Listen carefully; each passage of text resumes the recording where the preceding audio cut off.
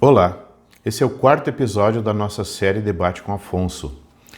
Hoje nós vamos começar a avaliar um pouquinho algumas das coisas do episódio 1B, mas nós ainda estamos numa fase introdutória em que eu estou apresentando algumas técnicas para a gente diminuir a probabilidade de ser enganados.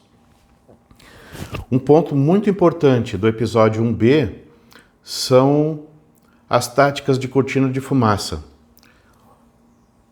A cortina de fumaça consiste em introduzir uma série de outros assuntos que não são importantes para o debate, para desvio de foco. Mas debates são essencialmente como um jogo, é um tipo de jogo, né? As pessoas vão apresentando seus argumentos na tentativa de derrotar o adversário, né? Eu não gosto muito desse tipo de pensamento, eu prefiro a ideia de que nós estamos comparando ideias para chegar a um consenso. O problema é que na prática as pessoas geralmente já têm uma ideia e só vão tentar convencer o outro das suas ideias, né? Mas tudo bem, cada um está tentando vender seu peixe, o que é aceitável. Então isso se parece com um jogo, de certa forma é um jogo de estratégia, né? E os jogos precisam possuir regras. A violação das regras implica em perda de pontos. E comparando com jogos de estratégia em computador, o episódio 1 dessa nossa série corresponderia a uma tela de abertura. Os episódios seguintes, esse aqui inclusive, e o próximo também, seriam tutoriais. O que é um tutorial? É um processo, é uma apresentação que ensina o jogador como ele deve agir, como é que ele pode fazer coisas no jogo, né? Depois disso, aí nós vamos entrar na parte 1 do debate, na fase 1 do debate. E o nível de dificuldade dessa fase é: mamãe, posso brincar no computador? Só para dar uma ideia do tipo de nível que será, né? Por quê? Olha só, o Afonso fala no episódio 1B que ele não vai pegar leve. Eu estou fazendo exatamente o contrário, estou tentando pegar o mais leve possível desde o início. Então o objetivo é ir devagar, mostrando ferramentas que a gente pode usar para não ser enganado, evitando julgar, embora algumas coisas sejam muito difíceis de não julgar, né? Mas, enfim, o ponto é que nós precisamos nos ater a fatos objetivos, tentar evitar atacar as pessoas. Às vezes é necessário, né, para mostrar uma coisa errada que a pessoa está fazendo, né? Não seria bem um ataque, mas um protesto contra alguma coisa errada, né? Mas tem uma diferença dessa analogia de jogos para a vida real aqui. Nesse caso estão envolvidos interesses financeiros de quem produz conteúdo terraplanista. Outra coisa, fé cega de seguidores que só observam dos lados. Isso tem a ver com honestidade. Honestidade tem a ver com apego à verdade. No momento que eu aceito alguma coisa como verdade, paro de examinar os fatos, eu só olho para um lado, eu estou sendo desonesto, mesmo que eu creia sinceramente naquilo. Isso é desonestidade. Então, não é aceitável isso, porque é uma situação em que a pessoa está perpetuando o erro. Isso não é nada saudável. Mas, enfim, cada um acredita no que quiser, tem liberdade para isso, mas isso não torna a coisa certa, né?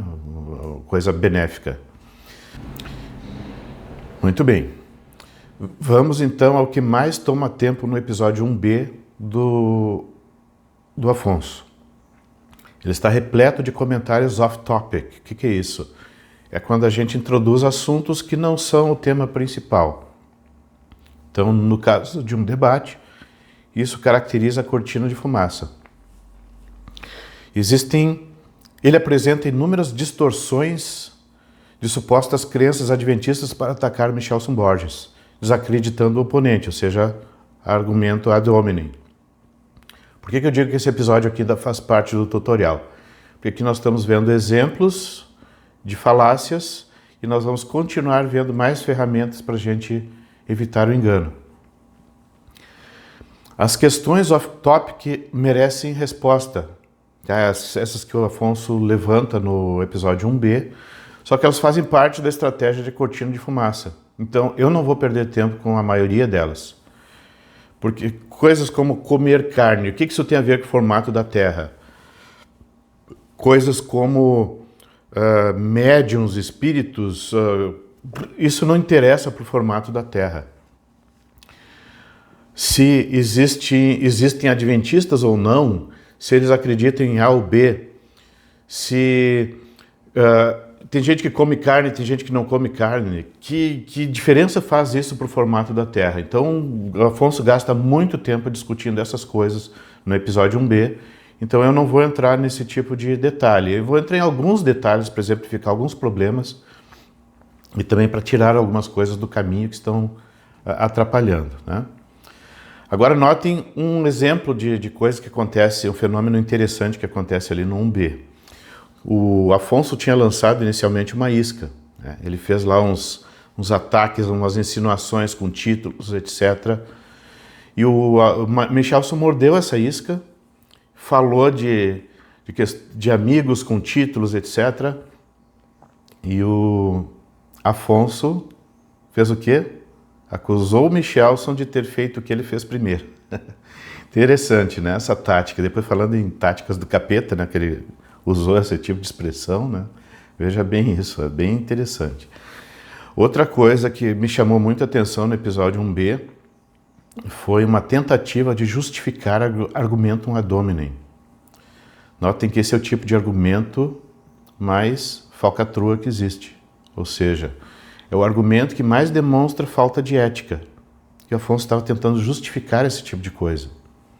E ele usa uma argumentação razoável, assim, quando a gente olha só o que ele está dizendo, sem comparar com mais nada, fica extremamente convincente, é muito persuasivo. Então é realmente... Agora notem outras coisinhas que ele diz ali nesse contexto de tentar justificar argumentum ad hominem. Ele fala, por exemplo, que o capeta nunca diz a verdade, não é um exemplo de que a gente realmente precisa levar em conta a fonte de alguma coisa para testar se aquilo é verdade ou não. Mas vamos ser um pouquinho mais sistemáticos. Antes ele menciona também que Lutz afirma que as escolas ensinam a verdade sobre o globo. Foi isso que eu disse no texto? Não foi nada parecido com isso. Depois eu vou explicar. Ele também insiste em que as evidências dependem de quem as apresenta, afirma que o capeta nunca diz a verdade, nesse contexto de justificar o argumento ad hominem. Esse é um dos pontos dele. E ele insiste, também ainda na estratégia da cortina da fumaça, né, e do argumento ad hominem, insiste que Eduardo Lutz precisa apresentar provas de que é físico. Né? Ok. Isso faz parte do ad hominem e da cortina de fumaça, né? Dois bons exemplos daquelas falácias que eu estava comentando nos episódios anteriores. Então vamos tirar um pouquinho essas coisas do caminho, apresentando a resposta para isso. A verdade sobre o globo. É verdade que eu digo que as escolas ensinam a verdade sobre o globo? Na verdade, eu não entrei nesse mérito no texto. Tá? O meu objetivo é apresentar ferramentas para que as pessoas confiram as coisas. Se a escola ensina que a Terra tem formato de uma rosquinha, não é esse o ponto. O ponto é, a escola também ensina geometria, trigonometria. E nós podemos usar essas coisas para medir, para observar, para calcular e verificar qual modelo se encaixa e qual não se encaixa no formato da Terra. E é sobre isso que eu falo no artigo que o Afonso está distorcendo ao longo dos vídeos dele. Então o ponto é que existem vários vídeos terraplanistas distorcendo coisas, apresentando argumentos que, se fossem calculados, colocados na prática, usando geometria, usando trigonometria, a gente veria que são argumentos falsos. Então, é disso que eu estou falando. E um exemplo desses vídeos é o 96 do Afonso e os antecedentes, aqueles que falam do mesmo assunto que vieram antes. onde ele fala ali da perspectiva da Terra e da Lua, né? Um astronauta vendo a Lua, a Terra a partir da Lua, e também aquela foto de um satélite com zoom a partir de uma grande distância, mostrando a Lua na frente da Terra. Então ele ignora completamente as questões de projeção e trigonometria e afirma alguma coisa que as pessoas vão achar intuitiva e fácil de aceitar, mas são falsas, né? E usa isso como argumentos de que são todas falsas essas imagens. Notem, eu não estou dizendo que essas imagens são todas verdadeiras. Muitas fotos podem ter montagens, algumas podem ter ilustrações, eu não sei, depende da foto, depende de onde ela veio, mas não é isso que eu estou falando dos erros de geometria cometidos nos vídeos. Esse é o ponto. Então é esse tipo de coisa que as escolas ensinam, mas os alunos deveriam ir atrás, se aprofundar nessas coisas e usar na sua vida real para evitar cair nesse tipo de historinha. Então o importante são as ferramentas, por isso que eu já estou usando aquela analogia da caixinha de ferramentas para vocês pensarem nisso. É esse o objetivo do meu texto e é esse o objetivo desses vídeos. Fornecer a vocês subsídios para que julguem as coisas por si mesmos, que vão medir, vão calcular, vão observar e vão evitar cair em falácias, né? Que essas falácias podem ser propagadas tanto por pessoas sinceras quanto por pessoas mal intencionadas, né? Que só estão buscando lucro ou alguma outra coisa assim, fama, sei lá o quê. Mas no meu caso, por exemplo, eu só ganho perda de tempo e incomodação com esse tipo de coisa, mas eu fico muito chateado quando eu vejo as pessoas sendo enganadas. Isso me deixa mal, então eu preciso fazer alguma coisa a respeito. Então, basicamente, a nossa ideia não é dizer que a Terra é globo, que a Terra é plana, mas dar às pessoas ferramentas e mostrar como as pessoas estão usando argumentos falsos para defender ideias. Agora vamos a outro ponto que o Afonso levanta quando ele estava tentando defender a validade do argumento ad hominem. Ele disse assim: Michel só afirmou que Satanás pode dizer a verdade às vezes, né? Isso, na verdade eu estou dizendo isso. O Michel só afirmou isso realmente, e o Afonso comenta lá. Pelo menos eu entendi assim, né? E o Afonso afirmou que isso não acontece. Isso ele fala no vídeo 1B, ele diz que não é verdade, que o Michel está completamente errado nisso aí. Vamos ver o que a Bíblia diz. Olhem só. Está escrito: Ele dará ordens aos seus anjos a seu respeito, e com as mãos deles o segurarão, para que você não tropece em alguma pedra. Mateus 4:6. O que está errado nessa frase? Absolutamente nada. A frase está dizendo, está escrito o seguinte na Bíblia. Isso está escrito na Bíblia realmente. Quem foi que pronunciou essa frase? Foi Satanás. Ele falou uma verdade. Isso aqui é completamente verdade. Agora, isso foi usado num contexto enganoso. Nesse contexto, Satanás estava tentando induzir Cristo a pecar. Então, ele usou uma verdade para enganar. Isso está na Bíblia. Agora, notem o princípio que está sendo usado aqui. A mentira é muito mais poderosa quando pega carona com a verdade. Então é muito mais fácil enganar alguém falando uma verdade num contexto falso do que dizendo um absurdo. E é isso que a gente tem visto nas falácias que o pessoal está usando para defender o terraplanismo. Então, voltando a esse caso aqui em particular, a Bíblia refuta esse argumento de Afonso mostrando um exemplo contrário.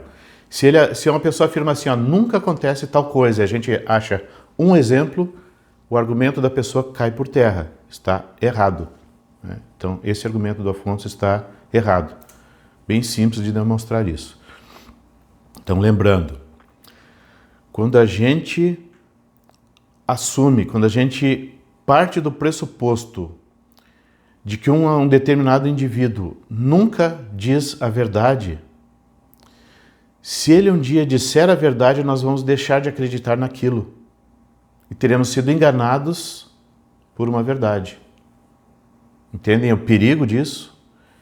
Então é uma armadilha bem perigosa isso, esse maniqueísmo de achar que alguém sempre vai mentir em todas as suas frases, em todas as suas expressões. Os piores enganadores são aqueles que usam verdade num contexto enganoso, que é o que a gente tem visto nas falácias. Então, lembrando, esse argumento Afonso usou na tentativa de demonstrar que o argumento ad hominem é aceitável, sendo que esse é provavelmente o argumento, a falácia mais falcatrua que existe, que demonstra a maior falta de ética. Pode um físico sem currículo Lattes? Pode existir isso? Esse aqui mais uma isca que o Afonso lança, eu vou dar uma mordidinha, né? O que poderia sair errado, né? Só uma mordidinha na isca dele. Mas vamos lá, para tirar esse assunto do caminho. Eu não gosto de falar de mim mesmo. A gente está falando de alguma coisa objetiva, que é o formato da Terra, e de argumentos contra e a favor, esse deveria ser o assunto, e como a gente valida argumentos, como a gente identifica enganos, como a gente confere as coisas, esse é o ponto. A minha pessoa é irrelevante. Se eu existo ou não, não faz diferença para esse assunto. A única coisa que eu estou tentando fazer é abrir os olhos das pessoas para que elas vão lá e meçam as coisas, lembrem de geometria elementar, lembrem de trigonometria, coloquem em prática. Mas coloquem em prática num contexto em que realmente estão medindo as coisas, não em contextos enganosos, como alguns têm feito. Mas vamos ver. O que é o currículo Lattes? Existe a plataforma Lattes. Ela existe na internet desde 1999. A maioria das minhas pesquisas em astrofísica e física nuclear ocorreram antes disso. É uma plataforma brasileira, ela serve para unificar os currículos dos pesquisadores que vão receber, especialmente os que vão receber financiamento do CNPq. Antes o CNPq recebia a documentação diretamente, né? Então eu mandava para o CNPq a documentação e eles aprovavam e as minhas pesquisas foram financiadas pelo CNPq e eu sou grato a eles por isso. E esse financiamento que o CNPq faz à pesquisa, ele acaba revertendo em benefícios para o país. A pesquisa básica é o que alimenta toda pesquisa, todo o conhecimento humano. O que as empresas fazem de pesquisa é a aplicação da aplicação da aplicação da pesquisa básica. Então eles começam lá na pontinha. E na universidade pública no Brasil se faz pesquisa básica. Essa pesquisa básica é fundamental para alimentar toda a cadeia do conhecimento humano. Então isso é um investimento extremamente valioso que o país faz e traz retorno financeiro considerável para o país, embora não pareça no momento, né? Então às vezes as pessoas falam mal de governo gastando dinheiro com isso, mas isso não é gasto, isso é investimento. Então, mas enfim, esse é outro assunto, eu também acabo mordendo essa isca da cortina de fumaça, né? E a gente acaba desviando do tópico, mas voltando ao tópico aqui. A plataforma Lattes é útil para os financiamentos do CNPq. Agora, eu trabalho na iniciativa privada já há muitos anos, então para mim não é relevante a plataforma Lattes. O tempo que eu fazia que eu concentrei a maior parte de pesquisas, ainda não era necessário ter currículo Lattes. Não sei se agora é, né, mas as pessoas costumam fazer. E agora vou fazer mais uma outra pergunta. É possível existir um físico sem currículo Lattes? Então eu pergunto, Stephen Hawking tinha currículo Lattes? Ah, mas ele não é brasileiro. Exatamente o meu ponto, ele é físico e não tem currículo Lattes. Existe uma outra forma de conferir a fisicalidade de alguém, se ele é mesmo físico, se ele é cientista ou não. E são os artigos científicos que a pessoa publica. Então aqui eu trouxe alguns exemplos de artigos científicos que eu publiquei. Eu confesso que eu sou um pouco que eu tendo a ser um pouco desleixado com essas coisas, né? Eu publicava artigos e esquecia deles. Perdi muita coisa com um HD que ficou destruído por algum motivo, estragou o computador de uma forma que danificou o HD. Troquei de tecnologia várias vezes, então acabei perdendo originais, mas esses artigos ainda estão por aí nas revistas especializadas. E aí tem um problema que se por exemplo, eu tinha perdido a lista dos meus artigos, eu nem me preocupava com isso. Aí um amigo falou, não, mas é importante ter lá um currículo Lattes, etc. E ele se deu ao trabalho de fazer uma pesquisa sobre artigos meus. E ele encontrou uma série de artigos lá e me passou a lista, né? E eu fui experimentar registrar lá na plataforma Lattes. Sabe o que aconteceu? O meu nome tem um trema no U ali do sobrenome, Lutz. Quando eu fui importar o artigo na plataforma Lattes, ele teve um problema. Deixa eu explicar como é que é esse processo. A gente coloca lá um código da revista internacional especializada, né? Digamos que seja esse primeiro aqui, International Journal of Modern Physics E. Tá? Nós queremos registrar um artigo que foi publicado nessa revista científica. O que acontece? Nós especificamos o código dessa revista. Isso a gente coloca lá num campo do formulário do currículo Lattes. Depois a gente coloca também o código do artigo. Esse código também a gente especifica num campo lá do formulário. E quando faz isso, o CNPq, o sistema do currículo Lattes, busca num banco de dados o artigo. Então ele confere. E ele verifica lá na lista de nomes se a pessoa realmente está incluída. E ele olha lá, bom, meu sobrenome eu tive que registrar como Lutz, né? Ele não entende ali, ele tem dificuldades com trema. Aí quando ele importa o artigo, tem L no sobrenome, L, uma coisa estranha lá, e depois TZ. E ele não reconhece que aquilo ali é Lutz.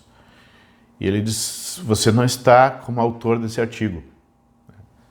E aí, eu tentei esse tipo de coisa, desisti porque eu não preciso do currículo Lattes e esse sistema está com bug, né? Acho que a gente precisa, uma hora dessa, se eu tiver um tempo, entrar em contato com o pessoal lá e pedir para corrigir esse bug, né? Porque ele não consegue reconhecer a pessoa ali. Mas enfim, eu simplesmente desisti porque eu tenho outras coisas para fazer. Mas isso aqui são só exemplos. Eu coloquei também, além de vários artigos aqui, por exemplo, Journal of Physics G, lá na Europa, e assim por diante, eu coloquei também alguns exemplos aqui de participações em congressos. Né? Porque ele diz, quem participa de congressos, quem dá seminários, etc., fica com comprovante disso. Cadê os comprovantes? Isso não existe. Né? Sugerindo que isso não existe, né? Então é desnecessário esse tipo de coisa, né? Quando eu assisti vídeos do Afonso, eu comecei a assistir vídeos do Afonso há muito tempo atrás, achei muito legal. E em seguida ele começou a dizer umas coisas estranhas, né? Cometendo erros grosseiros de geometria. Eu pensei, puxa, mas esse cara parecia tão inteligente, né? Então, como será a formação dele? Aí me disseram, ele é geofísico. Ok, tá. Como será que se dá isso, né? Por que a pessoa comete erros de geometria de ensino médio sendo geofísico? Ok, tudo bem. Mas eu não questionei, eu não fui atrás para dizer, não, isso aí é uma falcatrua. Simplesmente aceitei, eu não estou acostumado a enganar as pessoas. Então, geralmente, quando alguém me diz alguma coisa, meu primeiro impulso é aceitar. Só que o meu lado cientista, né, vai querer investigar, não, vamos conferir as coisas, mas geralmente quando é sobre pessoas, eu não me interesso tanto assim, a menos que aquilo seja relevante para algum fato importante, né? Então, mas quando são fatos importantes para a realidade, eu sempre confiro, né? Mas a minha índole, em princípio, é confiar nas pessoas. Então, eu não questionei o fato do Afonso ser geofísico, apesar dos erros de geometria que ele comete, como lá no episódio 96 e outros. Mas, enfim, aqui eu estou apresentando alguns exemplos também, aqui entre os artigos, de participações em congressos. Bom, Agora vamos voltar à questão das falácias lá, né? Então eu estou usando esse episódio aqui como oportunidade para a gente conversar um pouquinho mais sobre falácias e do uso que o Afonso faz delas, nesse episódio 1b. Ele faz uma confusãozinha ali que eu considero que é um erro inocente, que ele ainda não tinha visto meus vídeos sobre falácias, né? Eu não tinha feito isso naquela época. Eu estou fazendo meus vídeos bem depois dos dele. Então ele confunde cortina de fumaça com o argumento do espantalho, porque o Michelson fez referência a essas falácias no vídeo dele. No primeiro vídeo que o Michelson estava refutando o Afonso.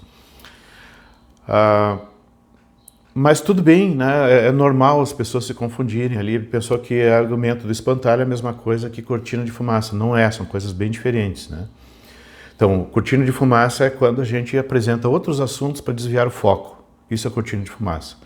Argumento do espantalho é pegar um argumento do adversário, mas não só argumento, uma crença, uma afirmação, distorcer e combater, tentar refutar a versão distorcida. Isso é argumento do espantalho. Isso tem acontecido muito nesses vídeos, né? Então, Afonso tem refutado argumentos do espantalho. Então ele pega trechos do meu texto, diz que leu, apresenta uma conclusão falsa que não confere com aquilo que eu disse e combate essa conclusão falsa. Bom, os seguidores que são desonestos, mesmo sendo sinceros, lembrem-se, uma pessoa pode ser sincera e desonesta ao mesmo tempo. Como? Honestidade tem a ver com dizer a verdade, com procurar não ser enganado e não enganar. Isso é honestidade. No momento que a pessoa aceita uma verdade, não confere e não usa métodos para conferir se uma coisa é verdadeira ou falsa, simplesmente ela olha só um dos lados da argumentação e descarta o resto, ela não está sendo honesta, mesmo sendo sincera, mesmo acreditando sinceramente que aquilo é verdade. A atitude dela não é honesta. Então nós temos seguidores desonestos que assistem os vídeos do Afonso, por exemplo, não leiam meu texto e vão achar que o Afonso me refutou, né, porque não conferem as coisas. Como é que eu sei disso? Porque estão surgindo vários youtubers aí defendendo, dizendo que estão me refutando também, isso está virando uma moda, né? Dizendo, refutando Lutz, ou Lúcifer, como disse um deles lá. Até nessa expressão existe um argumento ad hominem, né? As pessoas não se dão conta de como estão sendo desonestas com essas coisas e achando que estão defendendo a verdade. Mas enfim, o ponto é que essas pessoas estão dando demonstrações claras de não terem lido o meu texto e elas querem refutar simplesmente reafirmando que a Terra é plana, apresentando supostos argumentos bíblicos de que a Terra é plana, né? Então, isso é desonestidade, né? Porque isso não é refutar. Você não pegou o argumento, não leu, não estudou, simplesmente acredita na palavra de alguém que está distorcendo o texto. Muito bem. Pessoas honestas buscam a verdade, e essas examinarão os dois lados, se o assunto for importante para elas. E às vezes tem mais de dois lados, né? Bom, no próximo episódio, o que nós vamos fazer? No próximo episódio nós vamos tratar de mais ferramentas que nos ajudem a evitar enganos. Sejam enganos inocentes, sejam enganos por falcatrua, né, por interesses financeiros, o que for. São enganos e nós devemos nos precaver deles. Mesmo enganos que nós acabamos trazendo sobre nós mesmos, nós precisamos nos tornar conscientes deles e corrigi-los. Então, o assunto do próximo episódio é como estudar a Bíblia sem concluir absurdos. Muitos têm concluído absurdos estudando a Bíblia, mas estudando de maneira errada. Mas como é que se estuda a Bíblia de maneira errada? E como é que se estuda de maneira certa? Que é mais importante ainda. Por que eu vou introduzir esse assunto agora? Primeiro, porque é uma caixa de ferramentas importante para a gente usar nessa questão do terraplanismo. Segundo, o Afonso apresenta no episódio 1b uma série de passagens bíblicas, isso sim está no assunto, que é importante. Uma série de passagens bíblicas que supostamente defenderiam teses do terraplanismo, mas ele simplesmente mostra as passagens e dá a conclusão lá, ele não analisa as passagens ali, né? Então, eu vou analisar essas passagens e mostrar para vocês o que elas realmente dizem. Mas isso mais tarde. Primeiro, nós temos que entender como se faz isso, como a gente estuda textos em geral. E a Bíblia, em particular, especialmente, né? Nesse caso aqui é fundamental entender como estudar a Bíblia para não concluir absurdos. Então esse vai ser o nosso próximo assunto, não percam. Até lá!